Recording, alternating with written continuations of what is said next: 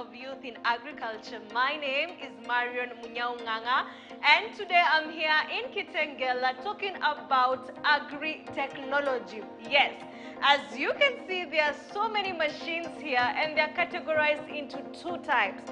The first one is an incubator, and the second one is an hatchery. And I think I've just spilled out the beans of what we are discussing today. And yes, you have it right. We will be talking about incubation. We will be talking about hatchery. Why should you prefer putting your eggs inside a machine as compared to putting them inside a chicken coop so that your chicken brooder can come and sit on them and then they crack and then you get losses? No, we do not want that.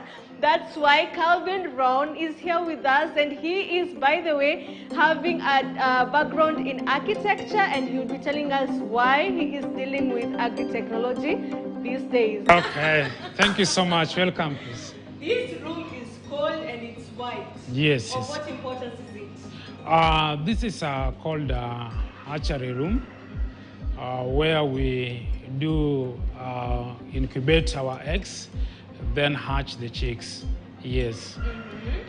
Before we talk about a lot, because I know this topic is quite heavy, what is the importance of a farmer bringing their eggs, their fertilized eggs, to a place like this, other than taking them to a brooder? Okay, thank you so much. Now, these are machines, and machines can take different capacity compared to a chicken. Most of chicken do take up to around 14 eggs, but most of them are 8 or 10. So if you bring them to machine, if you have a lot of eggs and bring them to machine, like we have different capacity, we have 1,000, we have 4,000, we have 6,000. So machines will help you to get more chicks at once compared to chicken.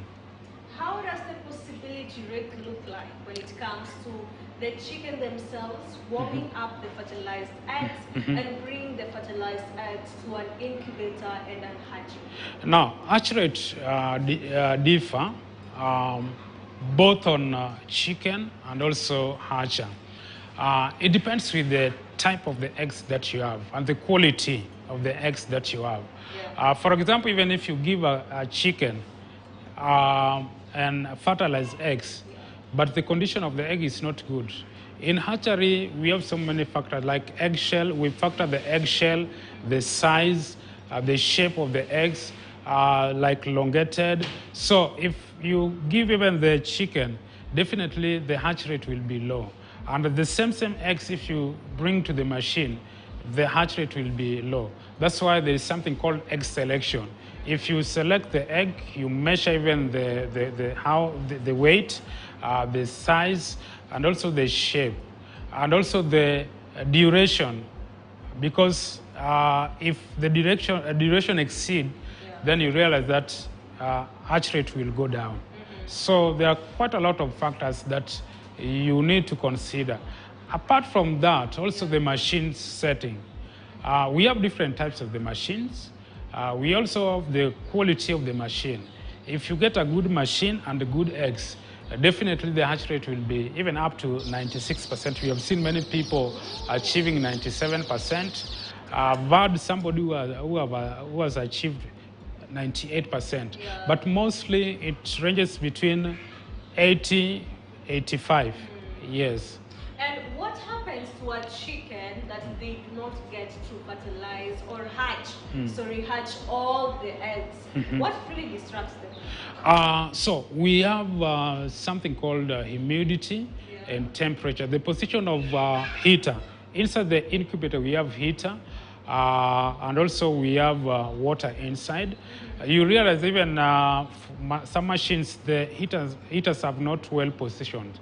So that you realize that some are getting sufficient temperature, others are not. So those are the main causes of other eggs failing not to hatch. Okay. Yes. In a situation of a chicken, we have a chicken here, the work is to sit on the eggs.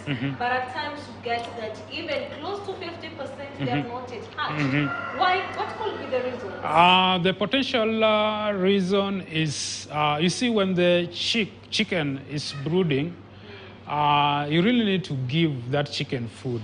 A failure to give that chicken food, she will go outside and spend a lot of time looking for feed.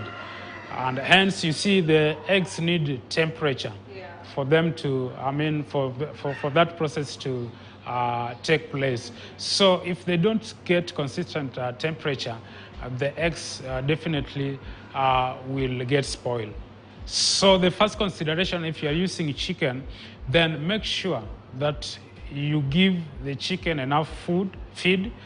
In fact, the feed should just be where at the brooder, yes. Food, feeds and water. Exactly. But not only that, we have talked about the egg shell, also the fertilized eggs, and also the duration.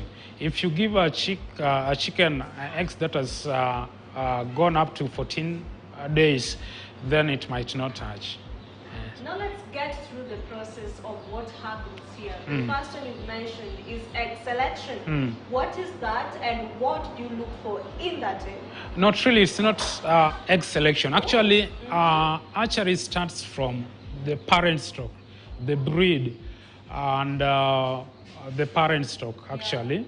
So, first of all, I've seen many people just go and pick eggs. They don't know which kind of breed, which kind of parent stock.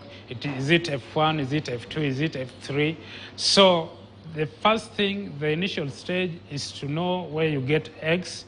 Like in our case, initially I used to source eggs, but I realized that they just give me any eggs. So it is not the right breed, and sometimes they give you eggs which has a lot of inbreeding. The chicks, the products will not be good. Okay. So the first thing is to know where you get your eggs. Are they the correct breed? Are they the correct parent stock? Then after bringing them, also you check the duration. Is it above 10 days? The best one should be from day 1 to day 7. Okay. Above that days, you realize production will reduce. After bringing them, you do something called selection. You get the correct size, the correct shape.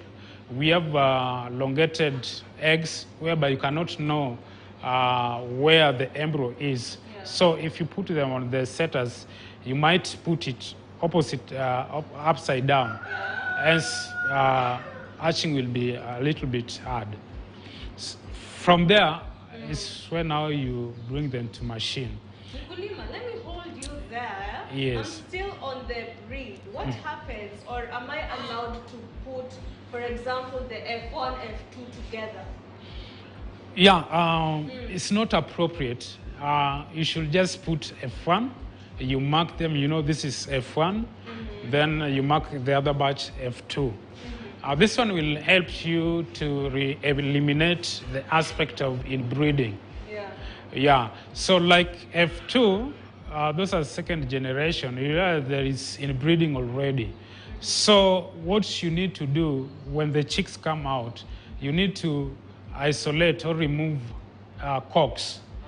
After removing cocks, you introduce another cocks which are not of the same family. What are cocks? Cocks are njogo. Oh, the njogo, which are used for mating. Okay. So F2, you realize that already there is inbreeding. Yeah. So the good thing you need to do is to remove the cocks, then introduce another cocks. Okay. If you leave them, then breeding will continue. But you realize that the products of those chicks will be very, very bad, very, very poor in terms of egg production. Even the chicks, you'll realize that they are stunted, they don't grow. You feed them, but they don't grow. So that is number one risk of inbreeding. Is there any other risk of inbreeding? Okay. Egg production. The chicks will not produce eggs as required. Yeah. Secondly, this inbreeding, the diseases will attack them. So they are not resistant to diseases. Yeah. Amazing. Now, we are just about to go on a short commercial break. Remember, we are here in Kitengela talking about hatchery, talking about incubation, because we want you to attain close to 100% hatchery rate, if at all that is something that does exist. And Calvin Brown has told us something that it is very important. Do not mix generations. For example, the parent generation, eggs that come from the first generation, should not be mixed together with the eggs that come from the second generation. Exactly. Because you're going to do something called stunted growth, poor production. Poor production. The eggs will not even hatch, honestly speaking. So keep it in agriculture. We'll be right back with more information.